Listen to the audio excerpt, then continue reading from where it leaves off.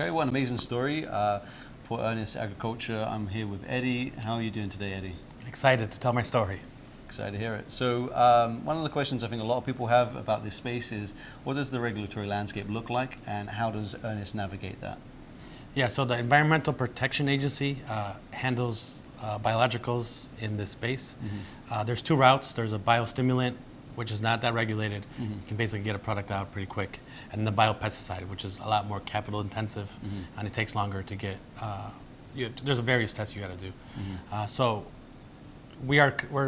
this year we're rolling out both products. We're rolling out a biostimulant and a biopesticide. Okay, and this isn't necessarily a new technology, but it does seem to be exploding in recent years in terms of commercialization. What does the competition look like right now for Earnest, and how do you know that you're better than they are? Yeah, so we actually just did a field trial in Illinois this past year in summer, and we're showing that we're 45% better than the leading biologicals in the space. We tested against a leading nutrient competitor and a leading disease competitor. And then we're showing 8% better yields versus untreated plants. So it's kind of substantial. And I think what really sets us apart, to answer your second part, is that we're taking a consortium approach. You know, the traditional approach was always single or double microbes, and that's kind of what our competitors in the space have.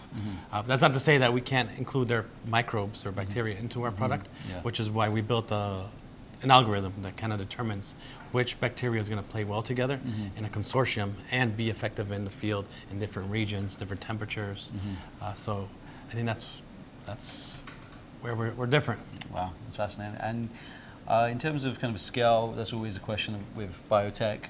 How do you reach those industrial kind of levels of production and distribution of your product, and what does that look like for the next years ahead for Earnest? Yeah, so this year we have over 2,000 acres, and we'll be able to handle that internally. Next year, we definitely want to leverage our seed developer partners. They already have their infrastructures built, their supply chains, their customers, so we want to leverage that. But in parallel, we can also, in our backyard in Illinois, the USDA just made it a biohub for fermentation, so it's kind of huge. So they have a big capacity to do fermentation for us if we need to scale on that side. Wow, that's incredible. And then the all-important question, how do you like living in New York, and have you found any good places for a good pizza? Yeah, like I said, New York has always been a dream for me to live here. I like the energy here is insane. And then restaurants, I mean, there's so much food here, so many choices, which I love. But I always, I miss Chicago pizza. I'm not gonna say it's the best, but I don't want to get killed. It's controversial. Okay, we'll end right there. Thank you, Eddy, for your time. Back to you. Thanks.